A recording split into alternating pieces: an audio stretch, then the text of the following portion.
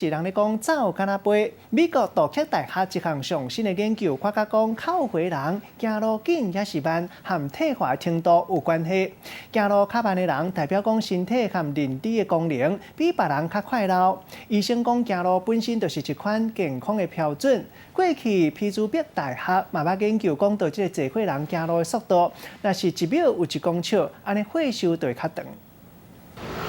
过车路看到时间的到达，就会让人想要行较紧的。不过也是有一部分的民众无法度伫个时间内过车路，停伫路中央。美国杜克大学研究发现，行路的速度可能是预测岁数甲健康的一个指标。尤其是到45岁，若是行路的速度比别人较慢，就代表身体甲淋巴的功能可能拢比别人较快退化。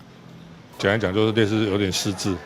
哦，失智它其实它会影响的蛮多的，它一些协调啦，各方面都有可能会受到一些影响。走路当然就不是那么稳，不那么稳就不大可能会走得比较快。美国杜克大学心理甲神经科学专家分析903个45岁有参加研究的民众的资料，进一步来测因行路的速度，结果发现虽往偏偏拢是45岁，不过行路的速度却差真济。其中上紧的1秒会当行2公尺，伫分析退化程度的方面，做核磁共振造影。 结果显示，行路的速度较慢的人，脑的量较细，皮质嘛较薄，也就是讲，这个人的脑比同岁的人佫较老。另外，行路速度较慢的人，心血功能、免疫系统、甲喙齿健康，嘛拢输行路速度较紧的人。动作基本上很多都是要各方面去协调的。